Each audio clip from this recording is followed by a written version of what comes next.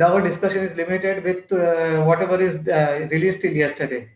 And every year we have a question why this income tax department is coming with the utility and change of the returns ITR every year.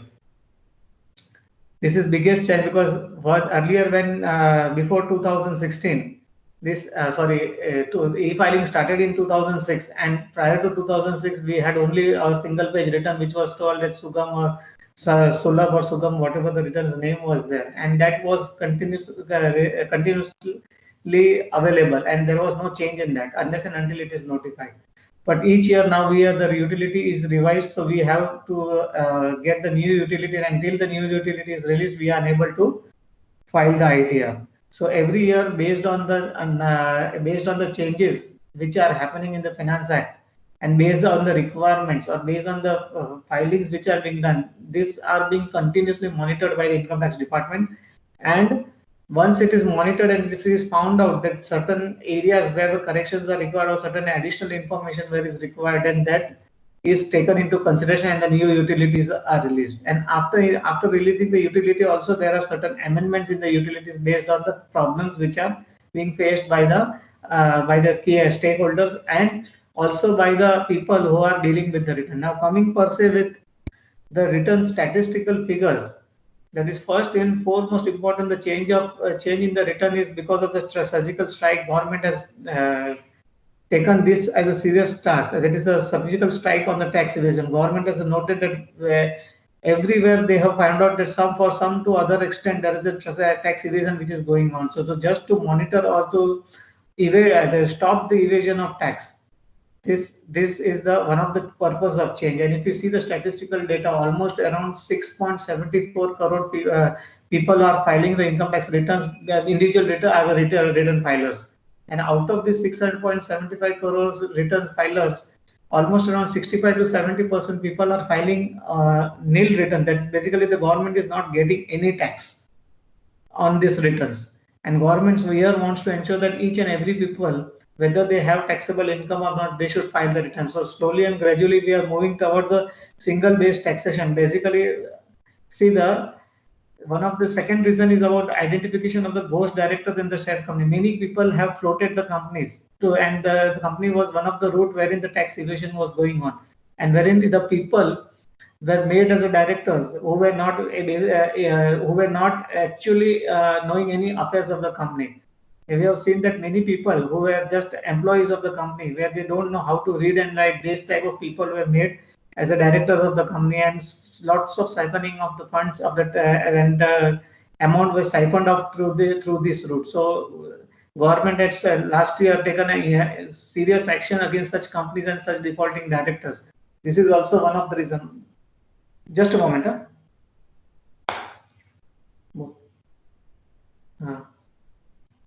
हाँ बोल. हाँ अच्छा अच्छा meeting सोना hotel करा बोल phone बल बल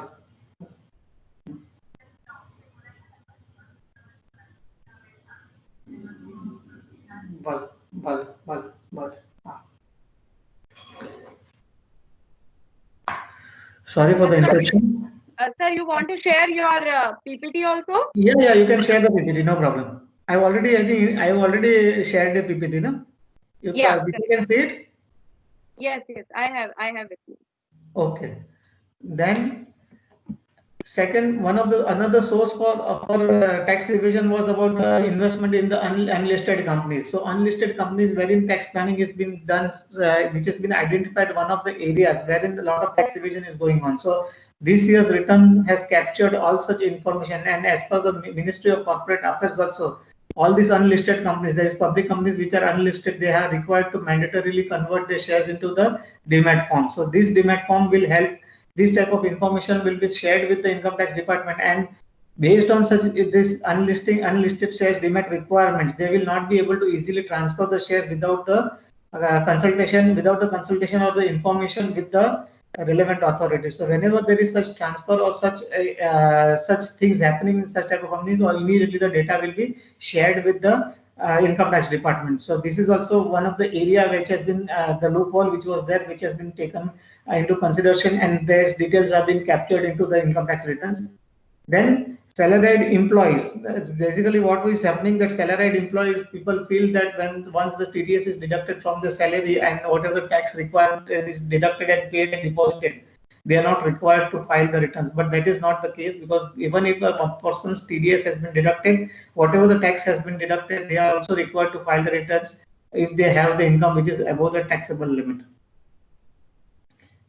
Then revenue leakages, basically revenue leakage is also being identified in case of capital gains, and especially in the case of sale and purchase of immovable property. It has been noted that many of these properties which has been purchased by the people, they are not having PAN, or even if they are having PAN, they are not submitting that PAN to ensure that they don't come within the ambit of the tax payment. So this year this requirement also has been mandated and modified in the ITR to capture such type of details, that now without, unless and until you give your PAN details or other details, you will not be able to upload the returns in such cases. Then uncashed, many Indian citizens who are having income, which are income and assets which are abroad, which are out of India.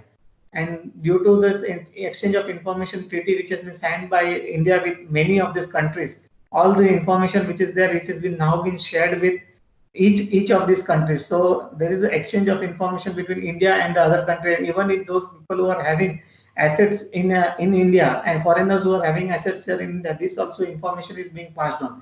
So slowly and gradually we are moving towards a one type of global taxation, as a global taxation era, wherein each and every information is shared and captured, and they are being, as it is ensured, it should be ensured that the details are being reported properly and taxed properly. Last but not the least, the government's intention is to increase the tax-based revenue and to boost the revenue collection so that the tax rates can be brought down. So right from, if you see 1947, when our India country got independence, the tax rate at that time was 96% around. So if a person was earning 100 rupees, 96% was the rate of the tax which he had to give. So slowly and gradually, these tax rates have come down to 30 to 34%.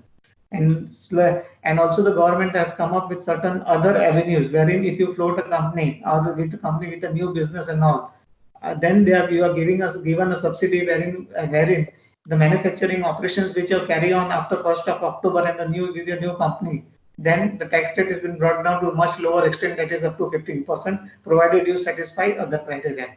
So these are the basic reasons why the returns are being changed. ITR forms has been notified on May 29, 2020. There is no change in the number of the form. Number of forms remains same. There is ITR 1 to ITR 7 other forms. So these 7 forms are notified and they remain the same. The reason behind delay in issuing the forms was one of the reasons due to global pandemic which has been happening. And due to global pandemic, there was a relaxation. There has been the relaxation which has been given by the government by virtue of the notifications passed on 31st March. And based on this notification, certain amendments the required to be done in the return of income. So there has been certain delay, and so on May 29th, by virtue of notification number 338, the forms has been notified. Now the returns can be filed either by using or PAN or Aadhaar. So total data, if you see, if our country's population is almost 134 crores. Roughly, and out of this 122 crore people are holding Aadhaar. And if you see the data, that is all 67 or around 67 to 68 crore individuals are holding PAN. So that there is a gap between the holders of the PAN and the actual filers of the return of income. And if you see that there is a gap of PAN between PAN and Aadhaar is almost around 50% gap is there.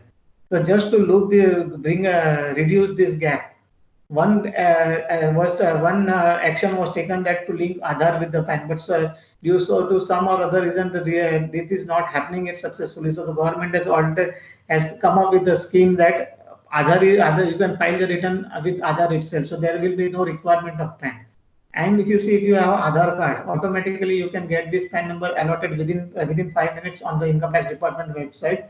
So here the department has stated in the rules that once the person files the return with the Aadhaar, automatically the Income Tax Department will issue the PAN based on the Aadhaar number which has been. So there will be no further requirement of linking Aadhaar with the PAN. So ITR 1 to ITR 4 are the returns which can be filed through Aadhaar by the individuals. That is, either you use your PAN number or you use Aadhaar. But at present, the Income Tax Department's website has not geared up with such system. So at present you are unable to file the returns through Aadhaar. But we are waiting for the details to come that how the person will be able to file the return by use of Aadhaar if the person does not have PAN. So that is awaited. Then one more category has been added this year, that the person who's to carry out the specified number of transactions, that is if you deposit cash in excess of rupees 1 crore in your current account, aggregating to 1 crore, or if you have spent around more than rupees 2 lakhs on foreign travel, or rupees 1 lakh on electricity expenses, then you are required to file return of income even if you don't have taxable, if your income is below the taxable limit. So you are covered by the 7th provision which has been amended in the Finance Act 2019, and accordingly the state effect is given in this current ITR. Then time limit of claiming the exemption for investment, that is whatever in the deductions you are claiming in Chapter 6A. So due to this pandemic, you are not, if you are unable, if you are not even able to deposit certain amounts up till the 31st of March, which was the last date for the date of deposit. So that date has been extended in 31st to 31st of July. Utility of ITR 1, 2 and ITR 4 is released. ITR 3 and other utilities are yet to be released because there is certain issues which are going on, and based on that we'll be discussing once we come to that ITR that why there is a delay in releasing this utility. So these are the basic reasons. Due date as of now is 30th of November for all the type of returns. But this year one major change has been made, that you have to submit your report, tax audit report 1 month earlier. That is, the due date for submission of the tax audit report is 31st of October as of now, and the date of submission of the return will be 30th of November. Here the basic reason here to give this time lag of 1 month is a basic intention of the department, that whatever information is given in the tax audit report, that will be automatically captured in the ITR. That is, whatever the qualifications or the disqualifications or whatever the remarks or whatever the allowances which are given in the tax audit report, that will be automatically captured in the ITR. So department is planning to give you the pre-filled ITR. So the department will gather all the information from various sources and it will give you the pre-filled utility. So that will be basically for ITR 3, ITR 5, ITR 6, ITR 7 and ITR 2 also. So these are the utilities. So this year you have to be very specific, very particular. Unless and until you get this pre-filled utility and you verify these details, you should not file the returns, because otherwise your return processing will be your return will be kept aside and the processing won't be done. So this is one of the reasons. So don't be in a hurry to file the returns this year. And first you submit the tax audit report, and whatever the information is given in the tax audit report, whether that information is available in the pre-filled utility or not, that should be verified. Exemptions of e-filing, everybody is covered through e-filing. Now there is no physical filing of the returns which is there.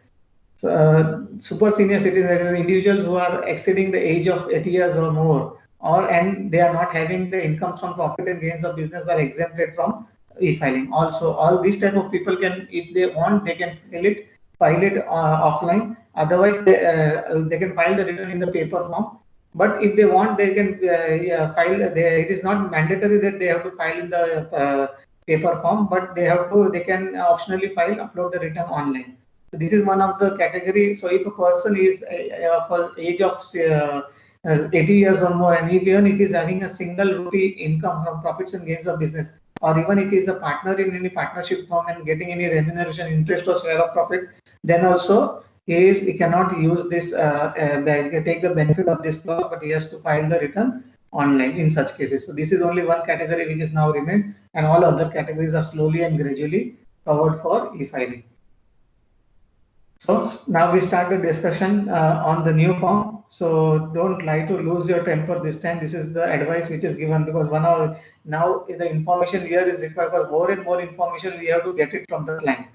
So get it from the client. So this is one good this cartoon. I got it from the BCA journal. So I thought I would share it with you. So CA is giving the detailed list of the requirements, which is running into a number of pages, and telling the assessor, please don't lose your temper this time.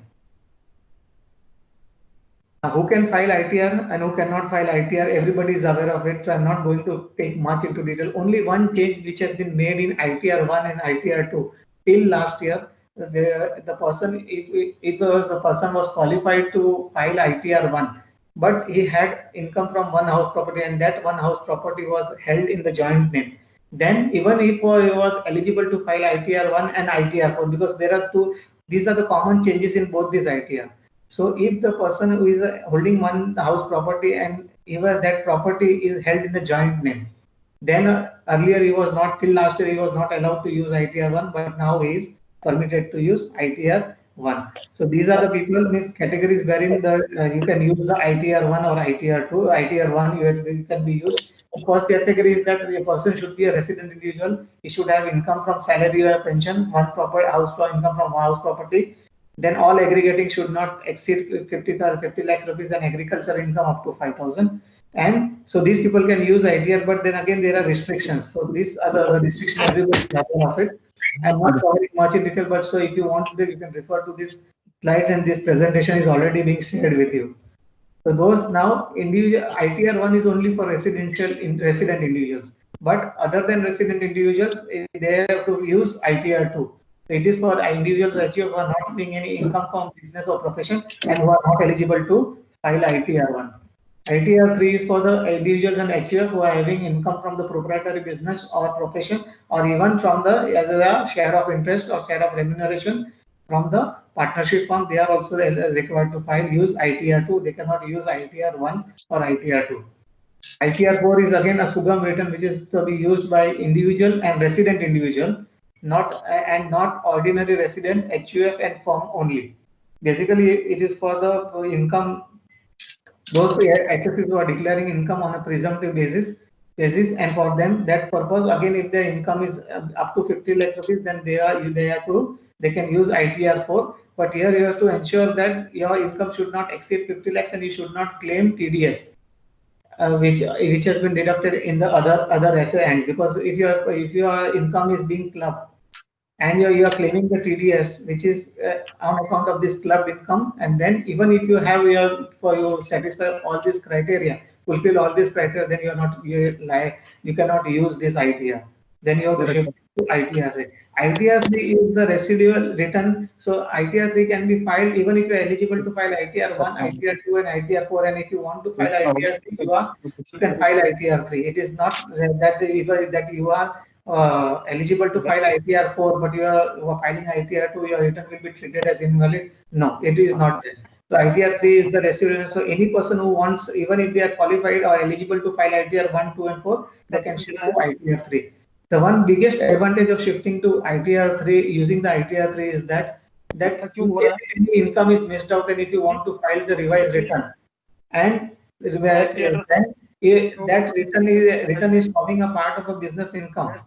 But in ITR 1, ITR 2, and ITR 4, if you have filed that return and it is suddenly some income which is arisen, subsequently which you have failed to disclose, and then if you are trying to use this utility ITR 4, ITR 2, or ITR 1, then your return will be rejected and the system will not accept your return. So basically, when you file ITR, you have to ensure that you file the whatever the revised return or the revised return, if you want to file subsequently within that time limit which is allowed, then in that case you have to use that specific utility only. You cannot shift to other utility. That is the biggest disadvantage. And biggest disadvantage. Thirdly, is that if ITR 3 is you filed, then whatever the information mandatorily is required to upload the return successfully, then that all the information, whether you are eligible to mention that information or you are not eligible to mention that information, because ITR 4 requires only certain type of details to be mentioned. But ITR 3, if you are choosing the utility of ITR 3 to upload the return, then you have to fill all the mandatory information which has been sought by the return. Otherwise, the return won't be validated and the return will not be accepted.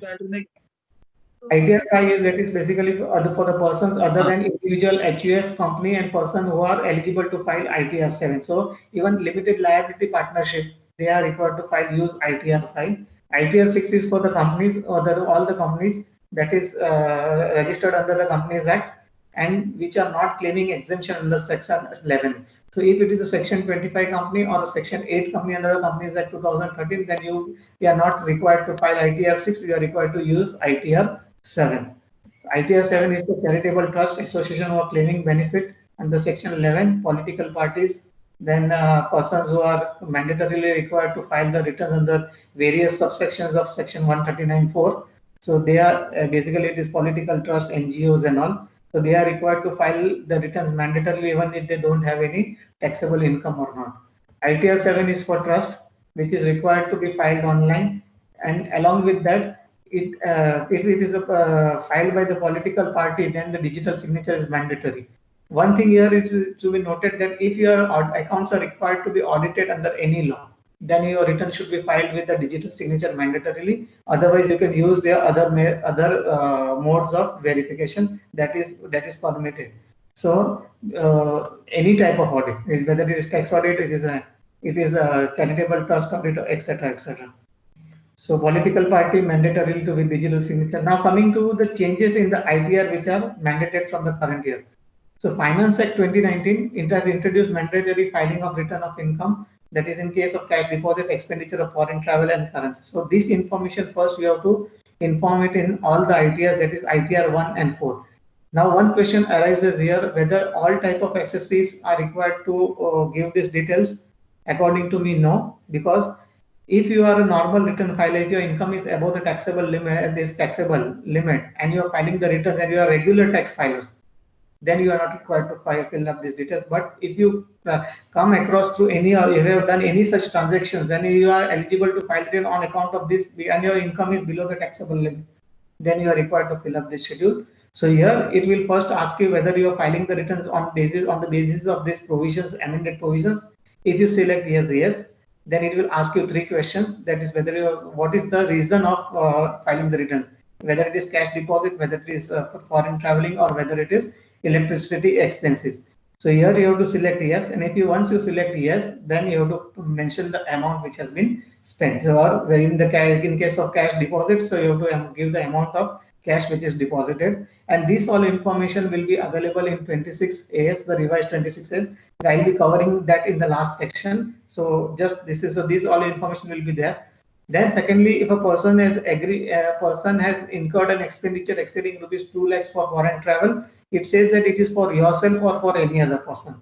So if a person who has incurred the expenditure, but if that expenditure is on any other person, not on himself, he is not an actual traveling person, but a travel person who has traveled is any other person. Then if he has spent the money, he has to select yes, and he has to put the amount. Now one question here comes, that person if who has spent the money, but that subsequently that person has got the reimbursement, then what happens? That person amount has been reimbursed by that person. Now simple for one example I will give, that I have spent money on behalf of my friend, because of some of the reason he was not able to finance that amount, and I have spent on his behalf, and that person subsequently reimburses me that amount in this period. Then whether I have to report this, according to me it is no, because that person was spent on somebody's behalf and that has been reimbursed to me. If that person had not reimbursed to me, then definitely I have to mention here the amount. So this is basically the requirement. So the person who has spent the amount, that person has to report it whether he has traveled or not. This is you. Then ITR 3 to ITR 3, ITR 5. Basically here when you are liable for audit. So one changes has been made, that is Finance Act 2020 was amended, and it has been made applicable effective from 1st April 2020. So here it says that whether the person is liable for audit or not. So if he is liable for audit, he has to give all the information which is there. So the date of the audit has to be given, name of the auditor, membership. This everybody is aware. One biggest change which has been made here is that now instead of PAN number, if the auditor's Aadhaar number has to be given, either option has been given to the auditor whether to give Aadhaar number or PAN number. So it can be interchanged. So if a person doesn't want to give his PAN and he wants to give his Aadhaar number, the Aadhaar number can be given. So that one changes has been made. And here it says that whether the SSC is declaring income under section 44AE, 44AD, 44ADA, everybody is aware of that section. I'm not going to discuss much about the section. Then second amendment it has been made this year that if a person, that is individual HUF it is there, and individual HUF and firms, whether they are they are exempted from the tax audit, provided if their turnover is between 1 crore and 5 crore and they have not done any cash payment or cash transaction exceeding 5%. So that people are exempted from the tax audit. So here you are required to select whether your tax this total turnover or sale or gross revenue exceeding 1 crore, but it is less than 5 crores. Then you have to select yes or no. If you select yes, then another question comes into picture, that whether your gross receipts or gross payments are exceeding 5% or not. Gross receipts or gross payments. So if it is exceeding 5%, your cash receipts of cash payment, then you are liable for tax audit. If it is less than 5%, then your tax audit, then your tax audit this limit under 44AB will be extended to 5 lakhs. So then you are not liable to conduct the tax audit. Let us consider this provision much further, discuss further in detail. So it says that now prescribed minimum percentage income. So if we have declared the income, we are covered by 44AD, 44AE, 44BB and 44BBB. Then you can have to report the income at the specified percentage. So if you don't report that specified percentage income, then you are liable for tax audit. That is, then your tax limit will be, that is from up to 2 crores. So up to 2 crores, if you are covered under this specified provisions, then you are, if you are not declaring your income based on that specified percentage, you are liable for tax audit. But other than, now what it says, 44AD is for individual HUF and partnership firm carrying on the business. LLP companies and other SECs are excluded and are not carrying profession as specified in section 44 AAA. Brokerages, because no deduction has been claimed. Eligible business other than of business of flying or leasing of good carriages, agency business, and total turnover should not exceed 2 crores. 44 ADA is for profession. So again, then profession, you have to see that whether that is a specified profession or not. Profession for specified profession, it says that legal, medical, engineering, architecture professional, interior decorator, accountancy, technical consultancy, and other notified professionals. And in other notified professionals, it covers films artists, company secretary, IT consultant, and authorized representative. That is basically film artist. Also, again, there is a classification. There is an actor, cameraman, director, music director, etc., etc. Those who are related to, connected to film lines. So this is basically, first you have to see, ensure that whether it is falling under 44 AD or 44 ADA. So this will be first test. So if you are falling within 44 AD, so if you are falling within 44 AD, your turnover, if it is less than 2 crores, then you have to see that if it is less than 2 crores, you have to declare the income based on the specified percentage notified. And if you don't declare the profits as per the specified percentage, then you are covered by the tax audit. You have to get the tax audit done. Another chart containing to this, that is, now what it says, turnover 44 AD up to 2 crores you are not covered. Now coming to second category, that is 1 crore to 2 crores. So 1 crore to 2 crore, first, if you are, it is yes, if you are declaring the profit between 6% to 8%, you are not liable for tax audit. But if it is now you are not declaring the profit with that percentage, then you are liable for tax audit. Now coming to 1 crore and 5 crores. So if your turnover is crossing above 2 crores and 5 crores for 44 AD cases. See, here it is 44 AD cases. If it is crossing 2 crore, it is crossing 2 crores, then you can take the, you are shifting to the another option. That is basically your cash receipts and cash payment, cash receipts or cash payments. That is, should be greater, should be less than 5% of the tax total receipts, and your cash payment should also, or your cash payment should be also lesser than the 5% of your total payment. So in that case, your percentage won't come into picture. Your 6% or 8% doesn't matter. So even if your profit is below 8% or below that specified limit, then also if your turnover is between 5 up to from 2 crores to 5 crores, you are not liable to tax audit, because if you have satisfied this criteria. Now aggregate receipts here shows that capital contribution includes a capital contribution, all income, sale of assets, loan taken or loan received back. So aggregate of this, you have to sum up this receipt, see the total sales, calculate the 5% of that, how much amount it is coming. So whatever the receipt is there, so total receipt, if aggregate of this, if it is less than 5%, then you are exempted from tax audit. So first criteria fulfilled. Now second criteria, we have to see that cash payments. So cash payment here is say aggregate of all payments, that which include drawings of the partners or the proprietor, all expenses payment, purchase of assets, loan repaid and loan given. So that should be less than 5 lakhs. So if it is less than 5 lakhs, you are exempted from tax audit, you are not covered by tax audit. So, but both, either any of this, one of the condition is exceeding, then you are covered by the tax audit. So this is basically for the related to this. But for 44 ADA, that is professionals, there is no such criteria, no such relevance of your hire. You have to just see the turnover is exceeding 50 lakhs or it is less than 50 lakhs. So if your income is exceeding 50 lakhs, then you have to report 50% net profit, 15% net profit. Then if you are reporting less than 50% net profit, you are liable for tax audit. If you are reporting more than 50%, you are not liable for tax audit. And but if your income exceeds 50 lakhs, then you're liable for tax audit. So this, I think this chart will be much helpful for you. Any questions, any relating to this, we'll take at the end because I have much more to discuss. Then about second changes in the ITR is nature of employment. So now till last year, what was happening that there was no category which was given as not applicable. So here it is asking for the category if you are having an income from salary, then whether the nature of your employment is central government, state government, public sector undertaking, pensioners or others. And if any it doesn't form any part of this, then you have to, if you are getting the income by way of a family pension on account of certain death in your family and all, then that type of income, if it is there, then there is not on account of nature of employment, but it is chargeable under the head salary. So in that case, you have to write as a not applicable.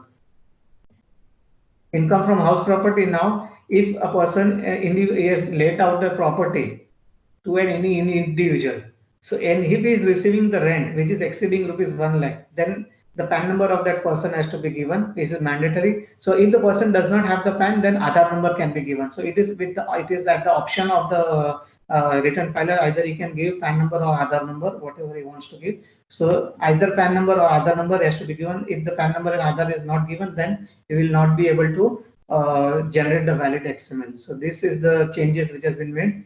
Capital gains, that is now if you are selling shares, which is a long-term capital gains. So here there are two type of, you have to ensure that whether the SSC is a resident individual or if a person is a non-resident individual.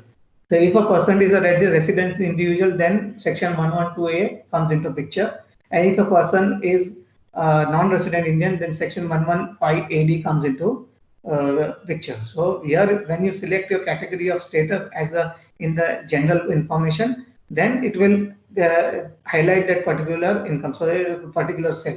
So here if a person who is claiming the deduction of income this long-term capital gains, here will now be required to give the full details of the shares which has been sold. So in that shares, it has to be given that ISI number of that shares or bond debentures or bond has to be given. Then name of the company, number of shares, sale price per unit you have to give, then automatic full value of consideration, then whatever your expenses which has been sent. So basically what the details which are available in the contract note, same has to be submitted here and submitted here. So all information will be captured from various sources. Now what happens that whenever you are selling shares or doing any transaction related to such selling of shares, and it is through the stock exchanges, then stock exchanges are required to submit this information on a regular basis through accepted transactions. And these informations are being shared with the income tax department on a regular basis. And based on this, all details are available with the income tax department. The department here wants to verify whether you have correctly reported these details or not, and you are correctly claiming the deductions or not. So all this information relating to this has to be given. And if the shares is held prior to January 2018, wherein after January 2018, then you have to also give the fair market value which was there as on January 31st, 2018, if you are holding the shares which is purchased prior to that date.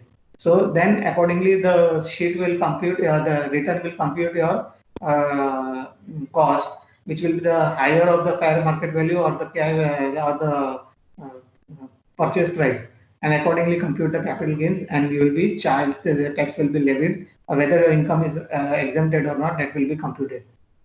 On the same lines, if the person is a non-resident, same details has to be given, but the same details will be a part of Schedule 115AD and not of the Schedule 112A. So this specifically a care has to be taken. and department is going to include come up with this details information about the sale of shares in the utility itself. So this is also one of the reason why the utility are being delayed. So all this information capturing is being going on.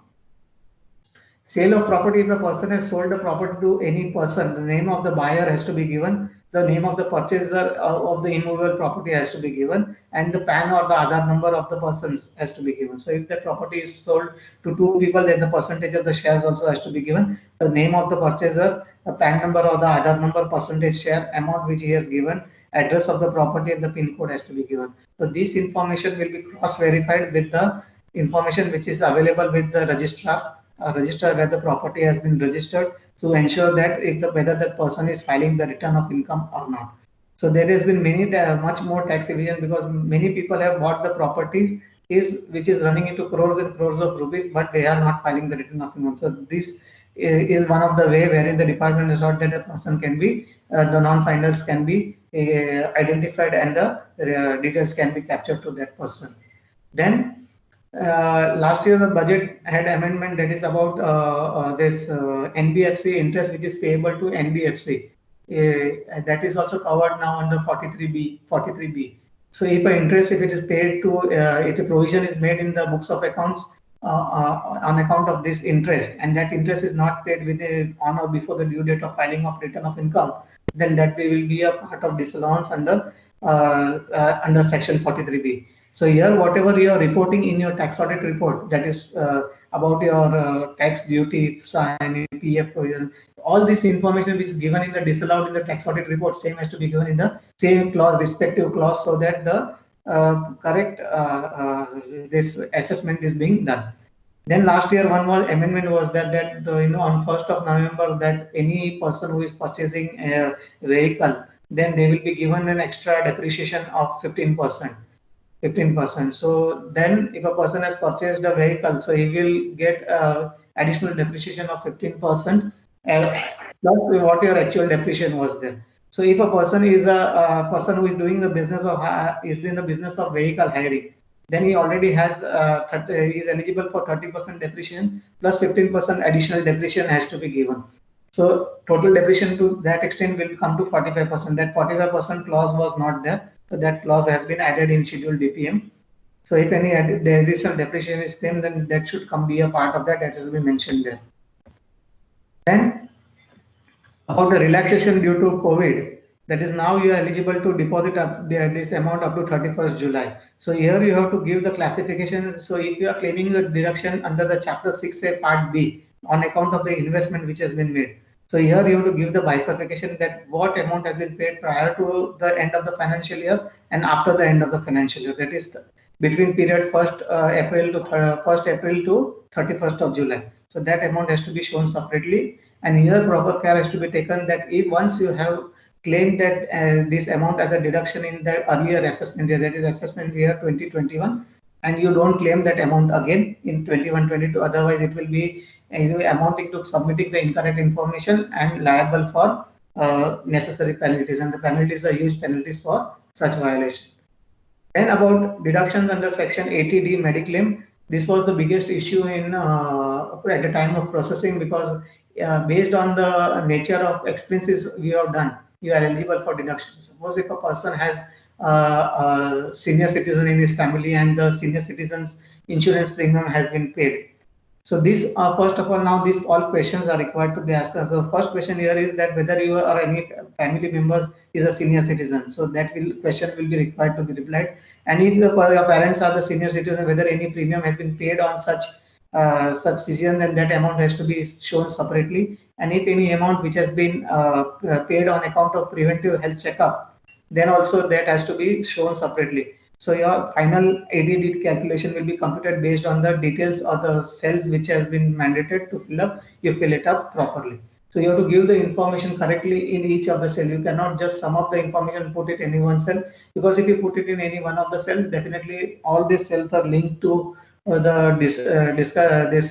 sections, and at the time of processing, the deduction may not be allowed to you correctly. If a person is a director in a company, then the drop down box has been given. Earlier, the person has to be mentioned whether that company, whether is a director in the company or not. The type of the company was not available. So while the name of the company has to be given, the type of company you have to select it from the drop down, or whether it is a listed company, unlisted company, or a foreign company. Then the PAN number has to be given. Then whether the shares are listed or unlisted, and if the person is a director, then DIN number is also required to be given. So this information will be cross-verified with the NCA records. So give this info, the person is a director or not, just verify it and then you upload it in the return. And if a person is holding the shares in the unlisted company, so here the requirement, if the person, the person is a shareholder in any unlisted company, then he is required to fill up the schedule. Then here he has to give a detail about type of the company, PAN number of the company has been given, what number of shares he is holding, that's opening balance has to be given, whatever the shares which has been acquired or transferred during the year, and what is the purchase price which has been given, what is the sale consideration is given. So basically here it is related to capturing the information relating to the unlisted companies wherein the shares are being transferred, the shares which has been accepted at a premium, issued at a premium and transferred at a lower than the what is the purchase price. So such type of holdings can be such type of defaults can be captured. So this is one of the intention of the department. So this information is mandatory to be given by all the SSs who are holding the shares in a private in a unlisted company. Unlisted company here means private as well as public company which is not listed. Then one schedule, new schedule has been added this year in ITR 2 to ITR 7, that is pass-through income. That is pass-through income is basically covered under section 115U and 115UB, which is related to REITs and the investment funds. Till last year, what was happening? The REITs and the investment funds were being taxed, and whatever the income was being given to the their holders was tax-free in their hands. But there has been change in the taxation part. So now the income is taxable in the hands of the SSA and not on the on that specific fund.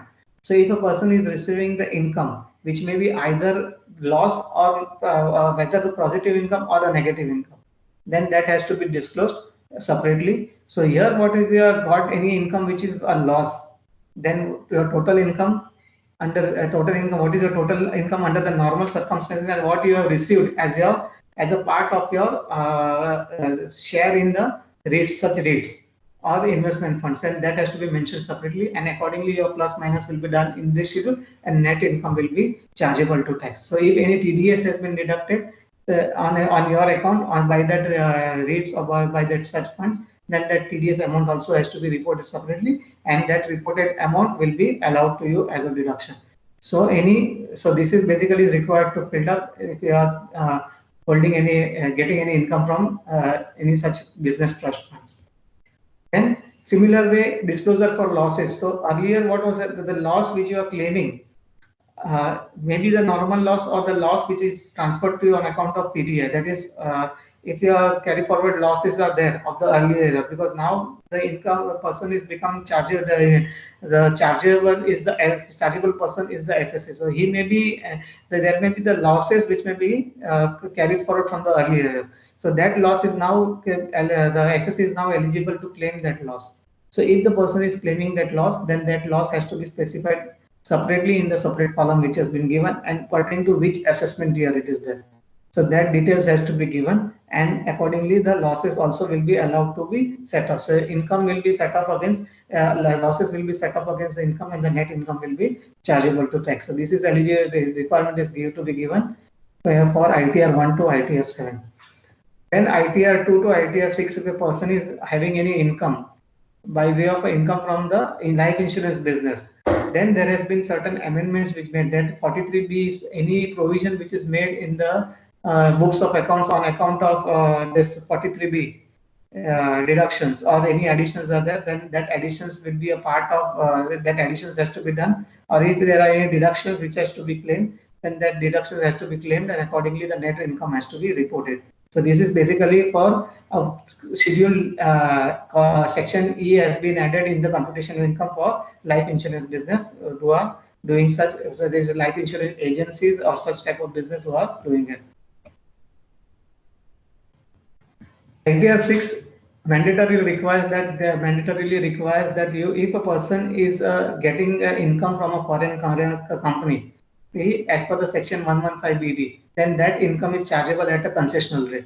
So if that income is reported, is being received by that company, then this company has to report that income in Schedule OS. So once that company income is reported in that schedule, automatically the concessional rate of tax will be apply.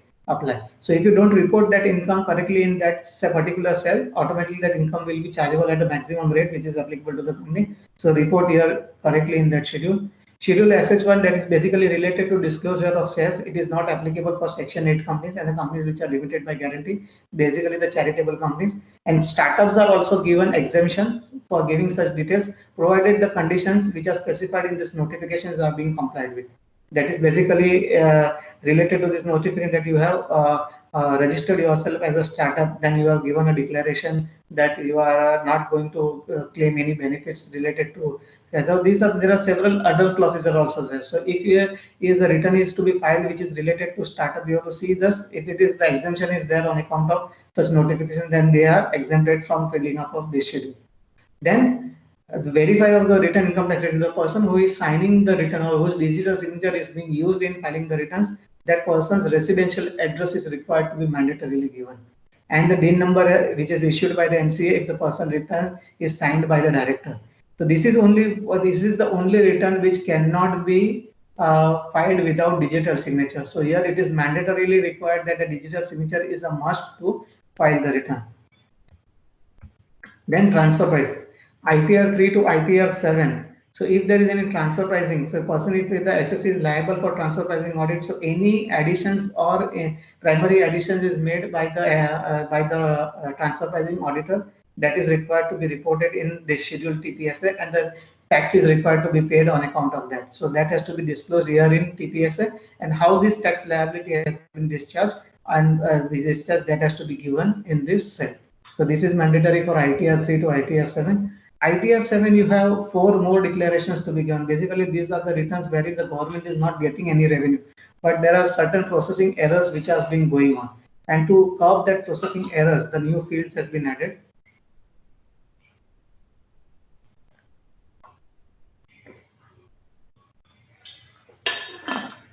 So if the trust is running any project or institution, then the name of the project or details of the institution has been given.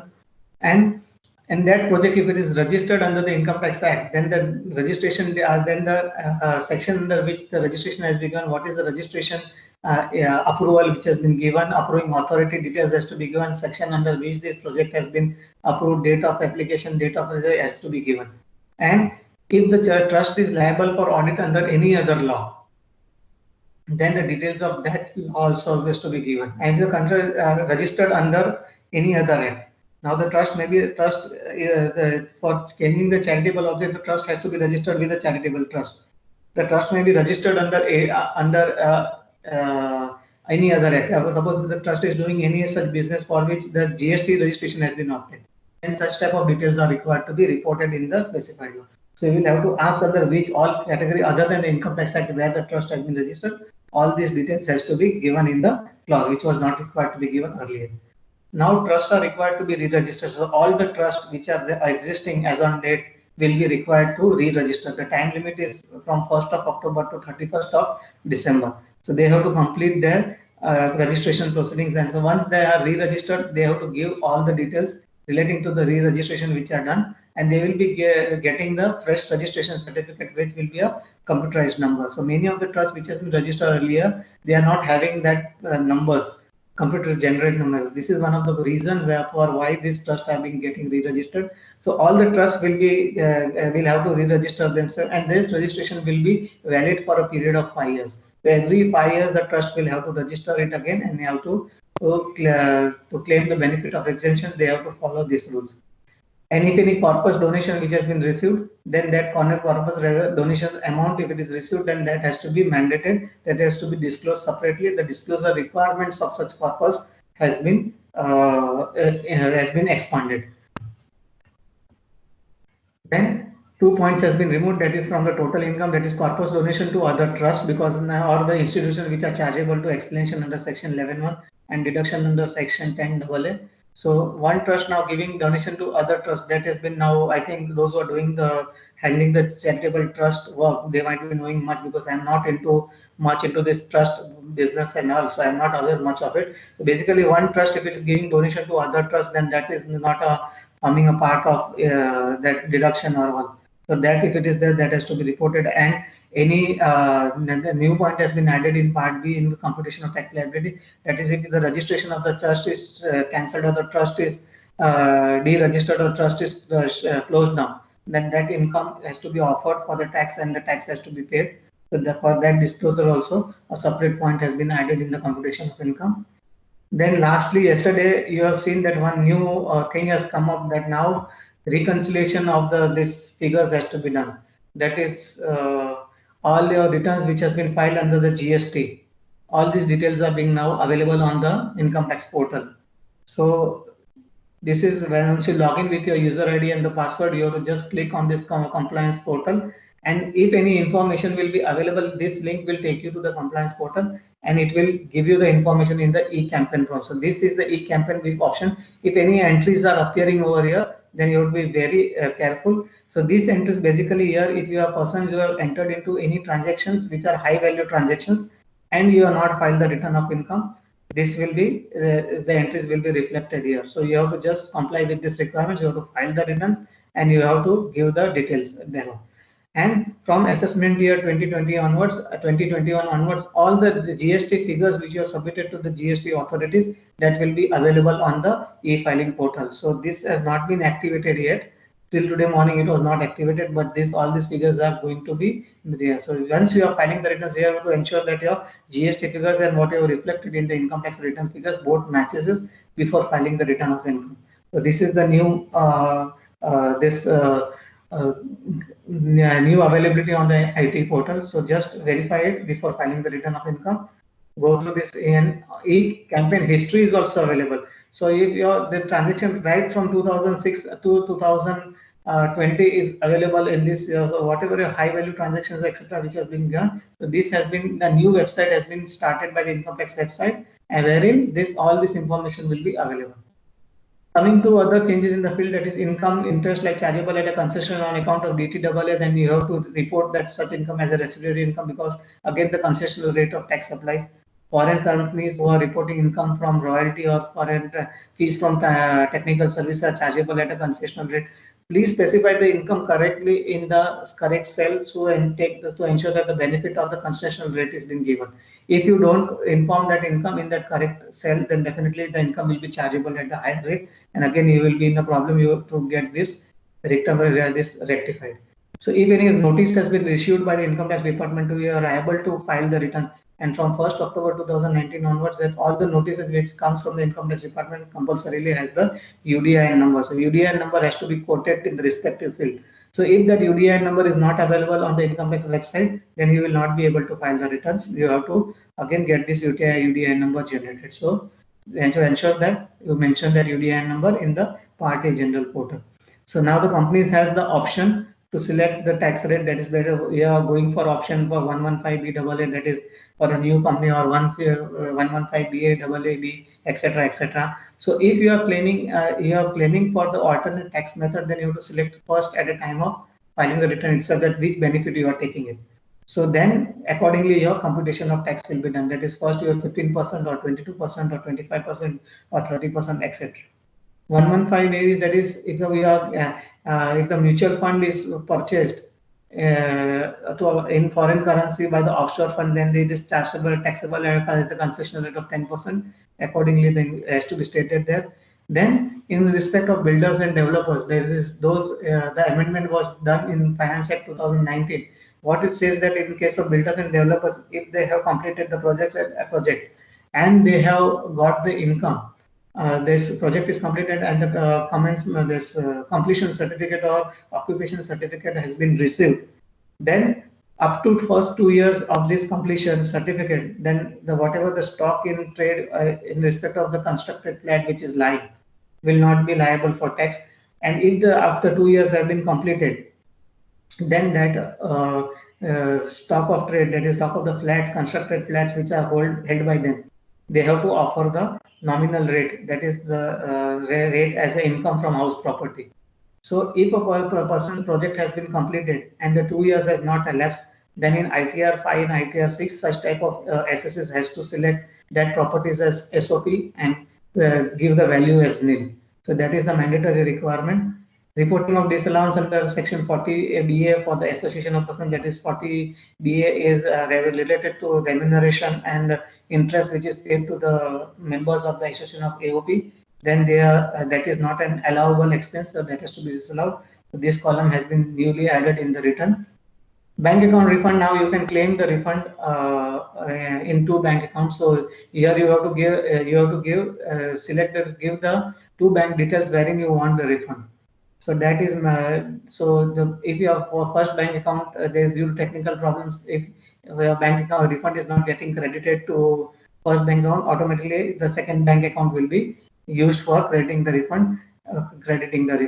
And if a person is a non-resident NRI and does not have any bank account in India, and also even if he wishes that he doesn't want to get that amount credited to the Indian bank account, then he can give the details of the foreign bank account.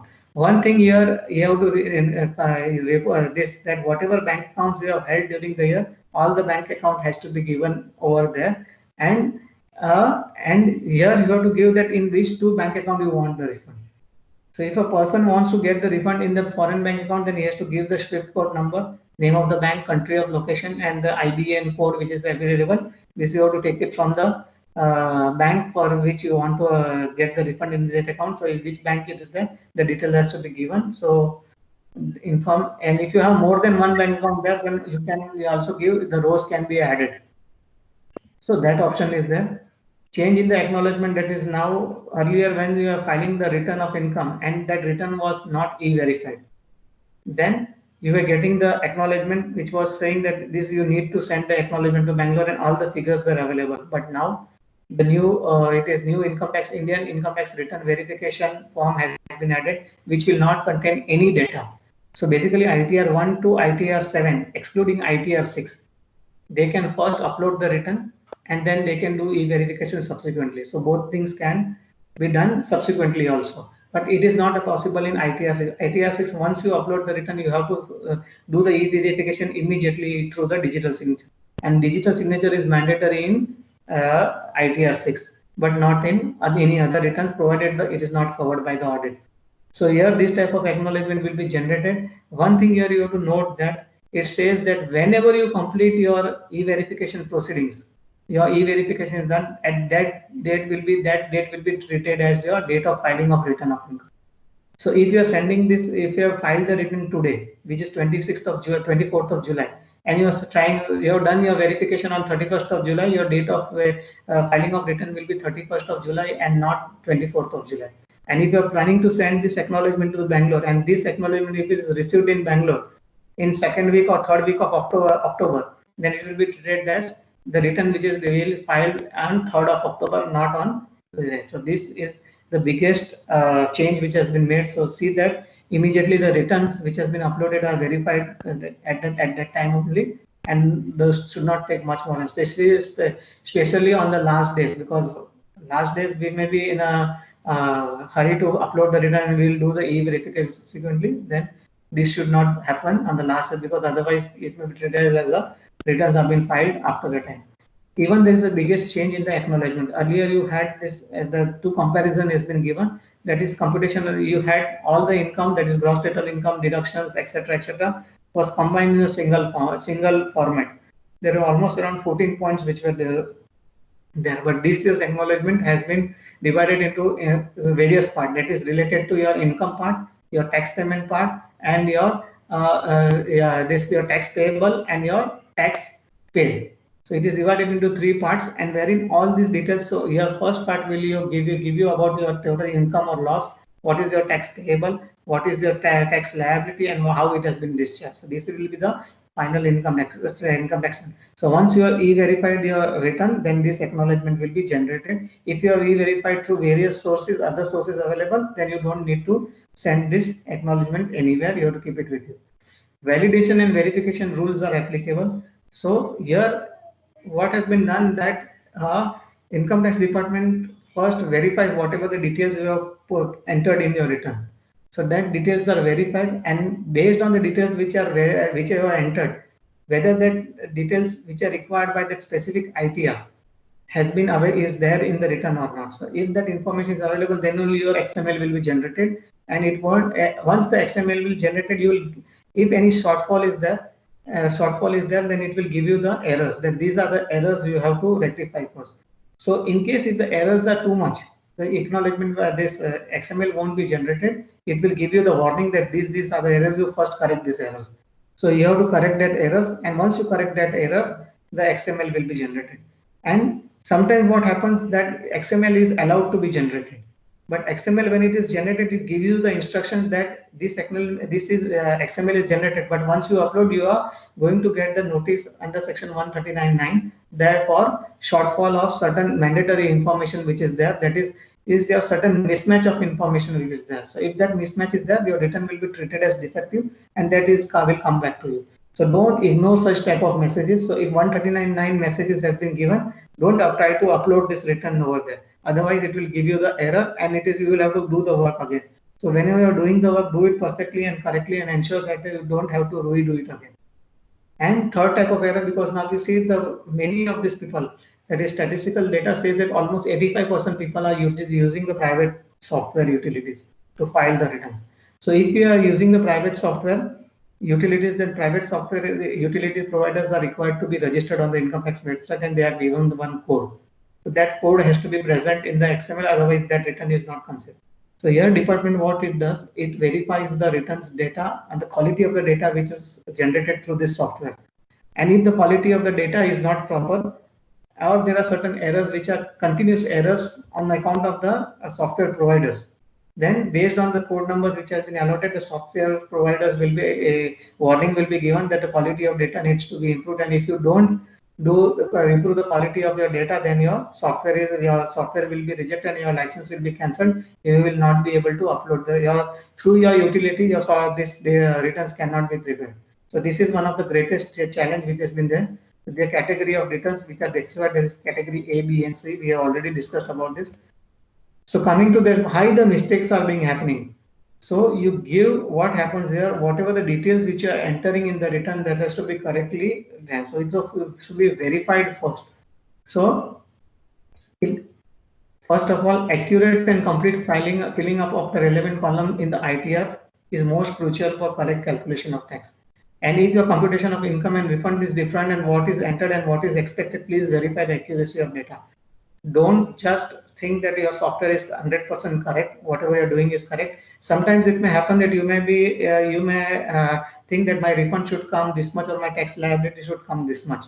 And accordingly, when you have verified your computation and if there is any mismatch, just go through that, verify the information correctly, verify the return correctly, and see that where exactly the mistake has happened. And that's a fine mistake if you are somewhere, then just refer to that law, whether your interpretation of the law is correct or not. There may be that because due to constant changes which are happening, we may not be aware of certain provisions which has been changed. Verify the law, ensure the correctness, and just once you are satisfied, then only you upload the return. Income tax department's utility are 99.99% correct. So don't just blindly rely on the information which is there in your mind. Verify it, ensure that it is correct before uploading the return. Then certain checkpoints are there, that is total salary of all the employees has to be included, whether the Form 16 has been issued or not.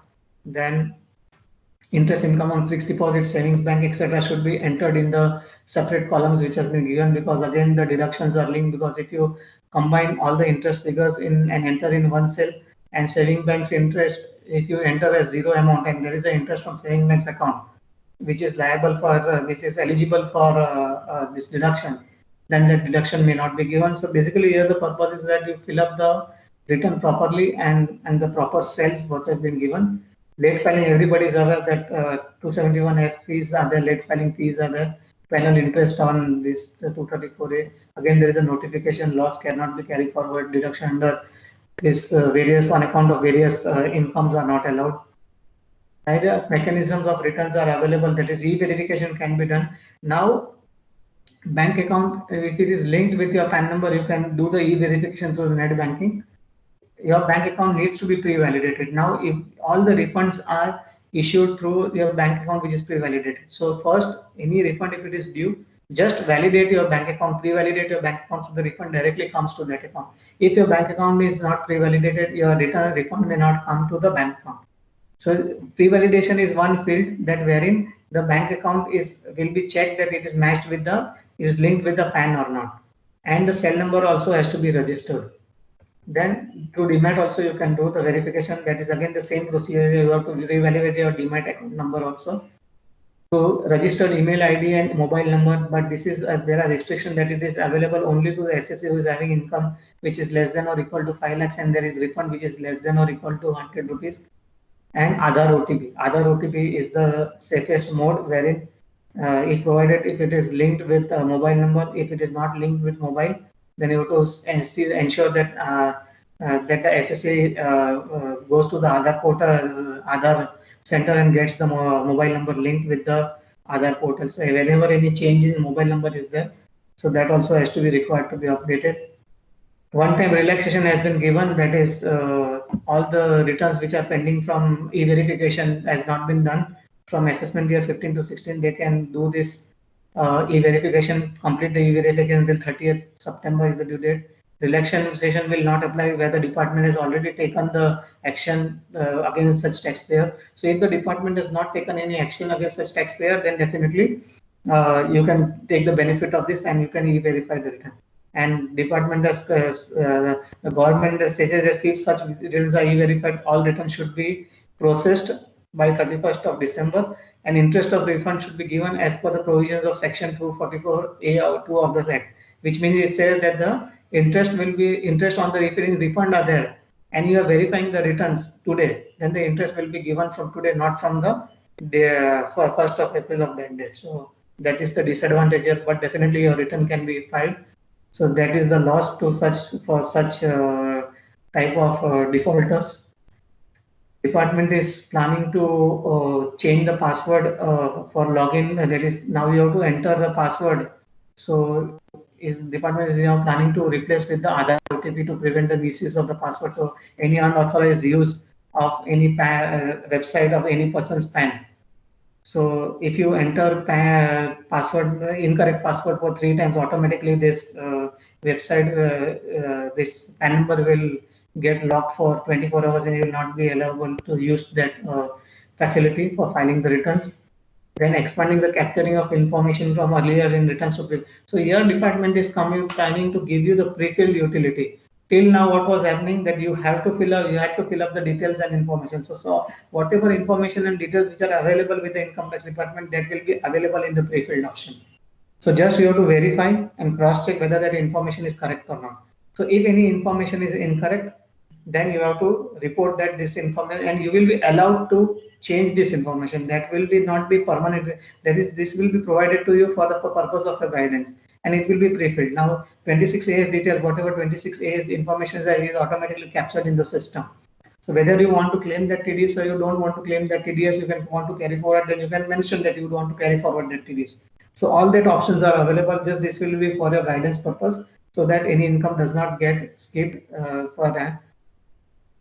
Validation of bank account before filing the return, so that you have to ensure that the bank account is validated. Any of your pending refunds, even if it is of earlier, no, there will be no issue.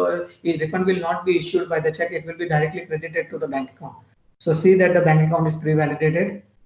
Then department is planning to give you the real-time processing of returns. That is ITR 1 and ITR 4. Once you are uploaded the return, immediately your intimations will be generated, and it will inform you whether your return is correct or not. Any demand, any assessment is there, any demand or any refund is there, immediately it will be processed. This is under the pipeline. All these things are under the pipeline. These are the proposed changes which have been under preparation for your guidance purpose.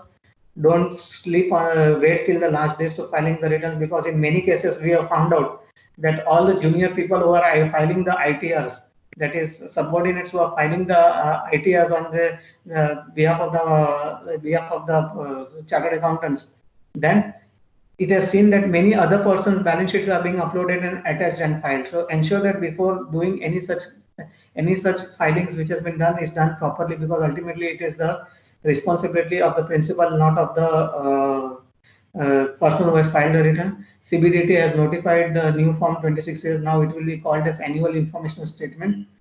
The name is new and it was supposed to be effective from 1st of June, but since the due date has been extended for filing other returns, this will take certain more time. This will now give you the details about your Aadhaar number, date of birth, date of incorporation, mobile number, email address, anything, all will be available. If any changes are required to be done here, you have to ensure that you file the get these details rectified by filing form number 49A, which is for the correction of the details. You just get these details corrected. Any information which you find out, either now earlier it used to give your details about your tax deducted and collected, your at source, your refunds, etc.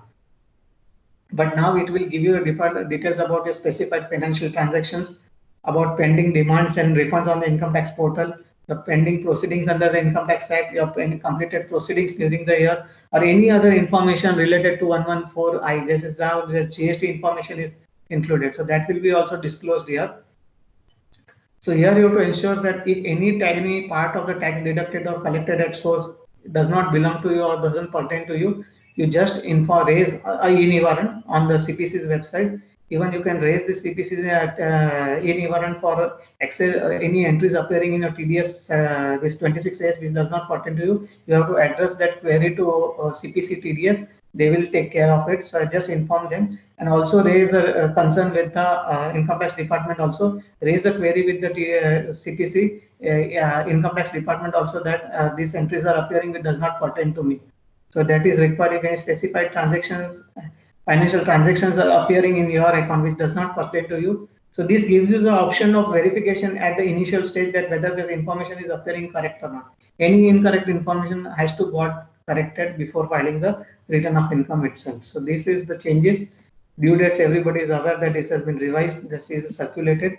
Only one change here is that is in 6th number point, the deduction under section 54 or 54 GB needs to be changed to 54 to 54 GB because this was substituted by this exemption which has come. So basically these are the due dates. And last but not the least, don't blindly rely on the staff to file the returns of income, but it is ultimately the principal's responsibility that the correctness should be ensured for the filing. Ensure that a sufficient backup is available for the future account. Don't blindly rely on the system because these are the days wherein you don't know what is going to happen. Sometimes the system may get corrupt, the computer may not be available, or any things may not be working properly. So that at least you have one hard copy. It's better to have one hard copy. And all the workings which are created from time to time because should be deleted from the system and the latest figures are available because what this will be of the greatest advantage because since the faceless assessment has started, the department is going to ask information everything online and some by if all this information are available on your software or your computer system, it is possible that any incorrect information may be uploaded and you can create a problem for your client. So this should not happen. So delete all the workings. And another thing is that so any extra files or any extra workings which are available in your system consumes your RAM and memories also. So it is better to have the minimum information and the master can get the maximum benefit. Your processing can be faster. Don't rely on private software and blindly and treat it as accurate and final.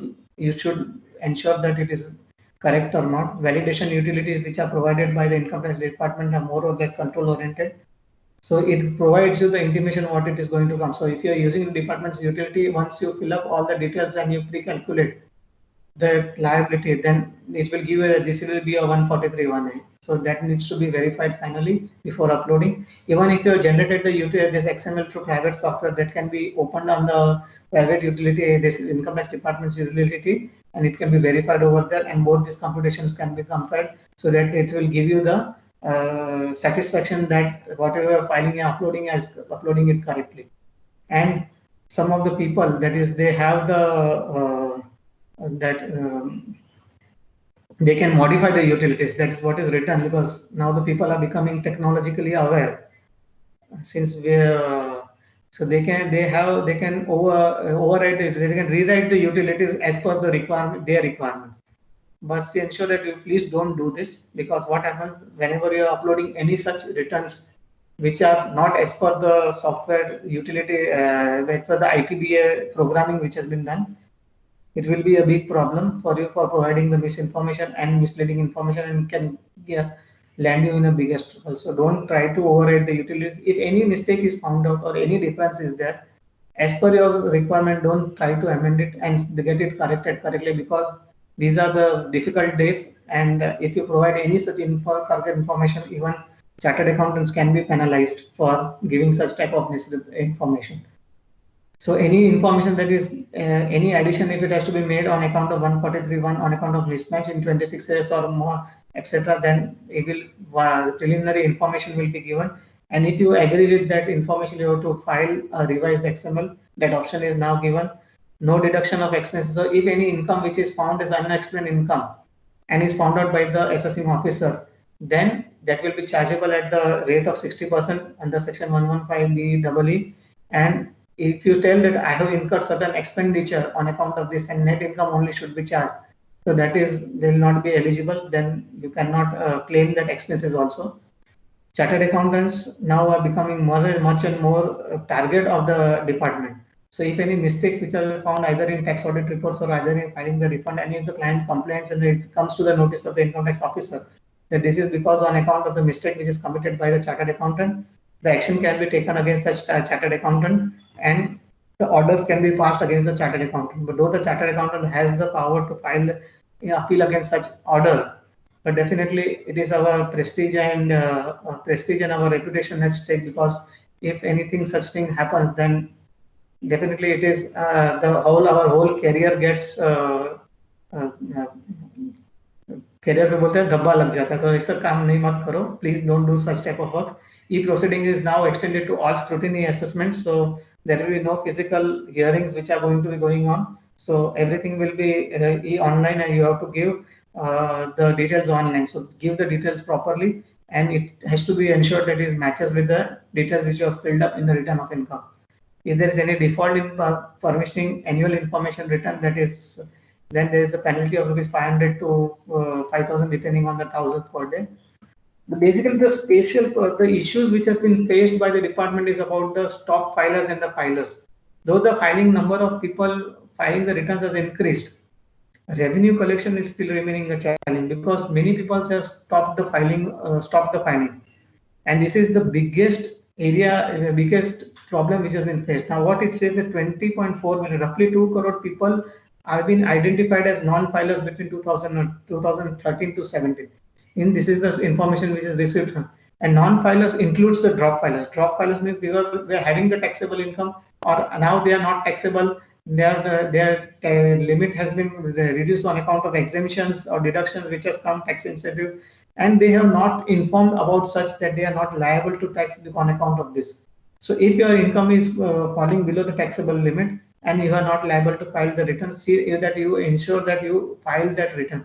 You inform the department that this is because of this you are not liable to file the return, so they can take the note of same. But don't, because if you are giving such information to the department, subsequently you have found out that due to this, there certain information has come to their notice that you are having the income and you have purposely not filed the return, then there is a huge penalty for such violation, and prosecutions against for such type of willful defaulters which are there.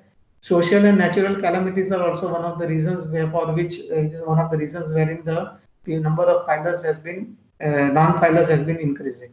So for that purpose, the due dates are also being extended. Government is also trying the level best as a part of this profession, which is also our social responsibility, that we encourage the people to file the returns, and not file the returns, but to file the returns correctly with the correct tax payment. Non-filers, again, the stringent action has been taken, that is section 80 AC has been introduced, wherein prosecution for not filing the returns has been there.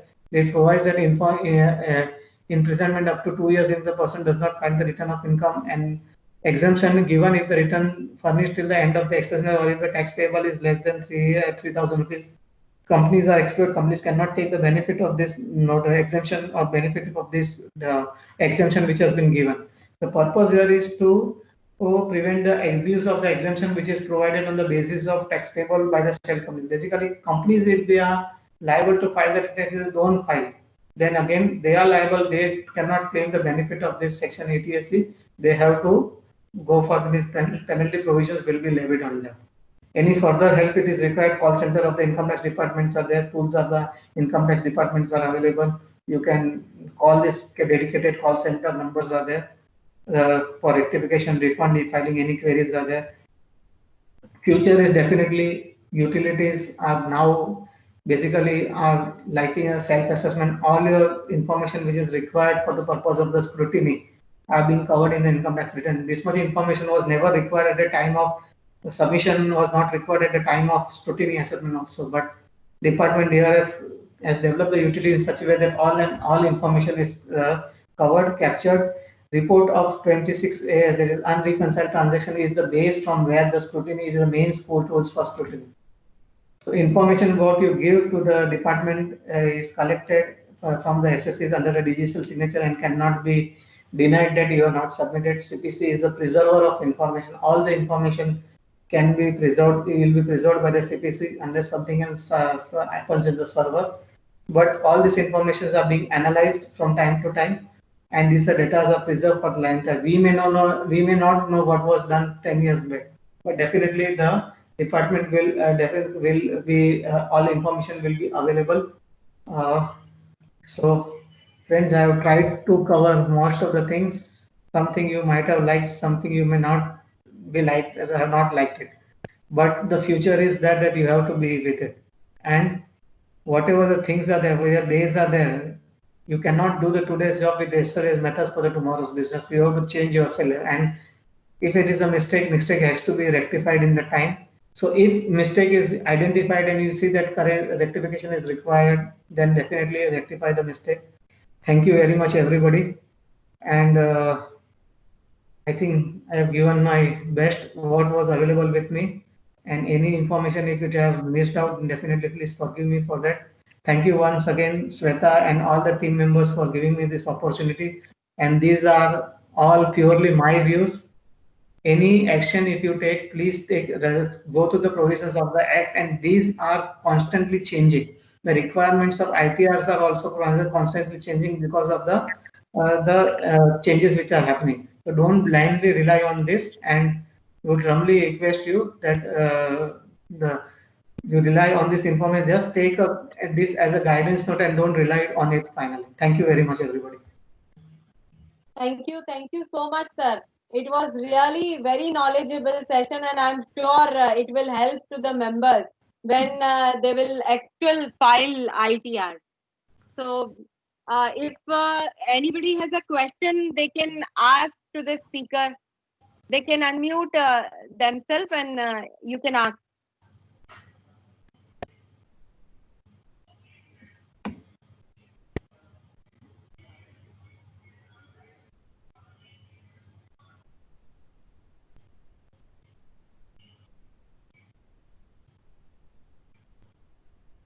I think no questions are there.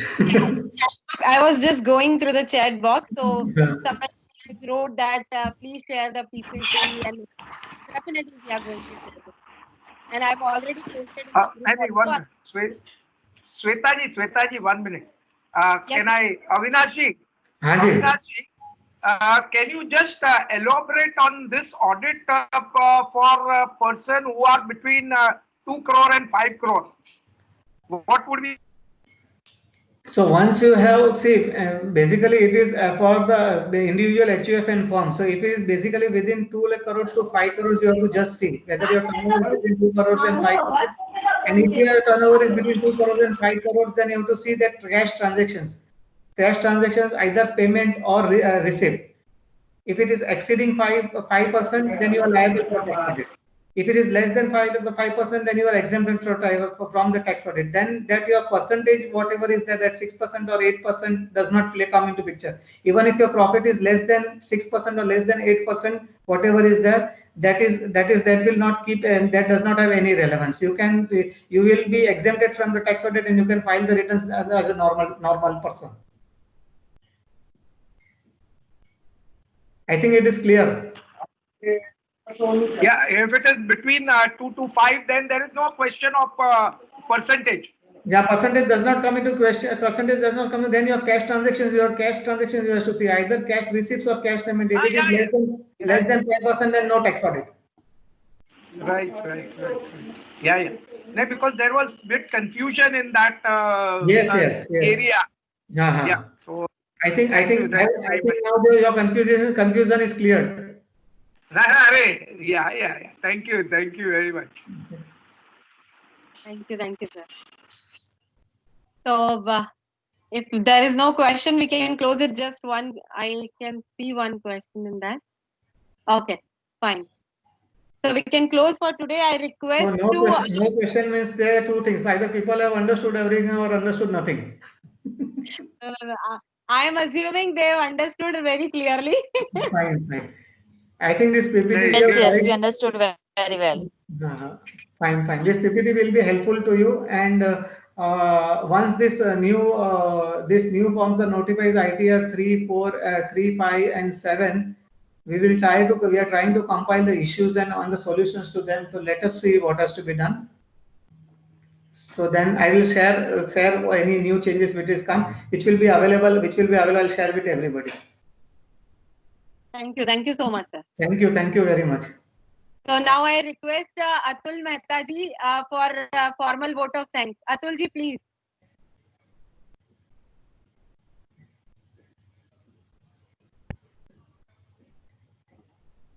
Atul ji, are you there?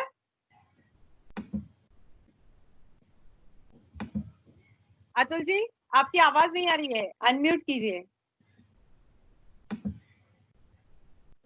Hello, I am audible. Yes, sir. Sweta ji. Yes, Okay. sir. Sweta ji, thank you very much for giving the opportunity to offer a vote of thanks to Avinash Bhai. See, Avinash Bhai is the authority on a direct taxes, and we all are lucky to have an opportunity to hear him today. We are very much thankful to the C. Avinash Bhai for spending a valuable time on the Saturday morning from his busy schedule. Sir has simply explained the intricacy of the recent changes in the ITR, which was the need of our to update ourselves with the recent changes. He has also resolved all the query beyond the doubt. Once again, we are thankful to the Avinash Bhai for having a wonderful session. And I request now Sweta ji to offer a certificate of appreciation to the Avinash Bhai. Sir, it is on the screen. I hope you all can see that. Yes. Once again, thanks to the Avinash Bhai. Thank you so much, sir. Sir, currently only we can offer a virtual certificate. Definitely, I'm going to mail it to you. And momento, whenever lockdown will lift it, so definitely will come to you. Kind of.